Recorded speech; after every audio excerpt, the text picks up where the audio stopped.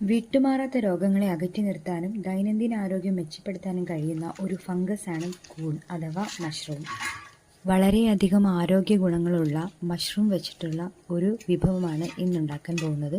ചപ്പാത്തിക്കും ചോറിനുമെല്ലാം ഒരുപോലെ കോമ്പിനേഷനായി വരുന്ന കൂൺ മസാലയാണ് ഉണ്ടാക്കുന്നത്.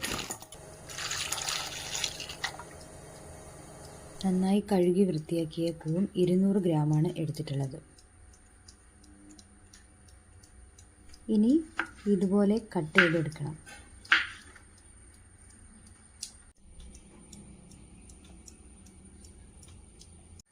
മസാലയ്ക്ക് ആവശ്യമായ തക്കാളിയും സവാളയും ഇതുപോലെ ചെറിയ കഷ്ണങ്ങളായി അരിഞ്ഞ് മാറ്റി വയ്ക്കുക. ഒരു സവാളയും ഒരു തക്കാളിയുമാണ് എടുത്തിട്ടുള്ളത്.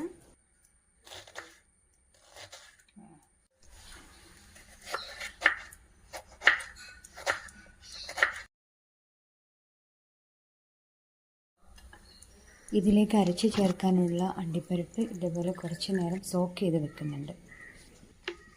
ഇനി ചൂടായ പാനിലേക്ക് സമാസമം വെളിച്ചെണ്ണയും നെയ്യും എടുക്കുക. അതിലേക്ക് ഏലക്ക, ഗ്രാമ്പു, കറുകാപ്പട്ട, കുറച്ച് ചെറിയ ജീരകമിട്ട് നന്നായിട്ട് വഴറ്റി കൊടുക്കുക. ശേഷം അരിഞ്ഞു വെച്ച സവാള ചേർത്ത് വഴറ്റിയെടുക്കണം. വഴന്നു വന്ന സവാളയിലേക്ക് മസാലപ്പൊടികൾ ചേർക്കുന്നുണ്ട്. 1/2 ടീസ്പൂൺ മഞ്ഞൾപ്പൊടി, ഓരോ ടീസ്പൂൺ വീതം മുളക് പൊടിയും മല്ലിപ്പൊടിയും, കുറച്ച് ഗരം മസാലയും ഉപ്പും ഇഞ്ചി വെളുത്തുള്ളി പേസ്റ്റും ഇട്ട് നന്നായിട്ട് ഇളക്കി കൊടുക്കുക. അരിഞ്ഞു വെച്ച തക്കാളി ചേർത്ത് കഴിഞ്ഞാൽ അടച്ചു വെച്ച് വേവിച്ചെടുക്കുക. തക്കാളിയൊക്കെ നന്നായിട്ട് ഉടഞ്ഞ് വന്നിട്ടുണ്ട്. ഇനി നമ്മൾ നേരത്തെ സോക്ക് ചെയ്ത് വെച്ചിട്ടുള്ള അണ്ടിപ്പരിപ്പും അരച്ച് ചേർക്കുന്നുണ്ട്. 1 ഗ്ലാസ് വെള്ളവും കൂടി ചേർത്ത് തിളയ്ക്കാൻ വേണ്ടി മാറ്റി വെക്കുക.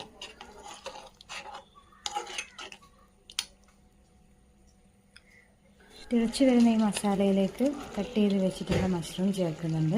ഇനി ഒരു 5-10 മിനിറ്റോളം അടച്ച് വെച്ച് വേവിച്ചാൽ നമ്മുടെ മസാല റെഡിയാണ്.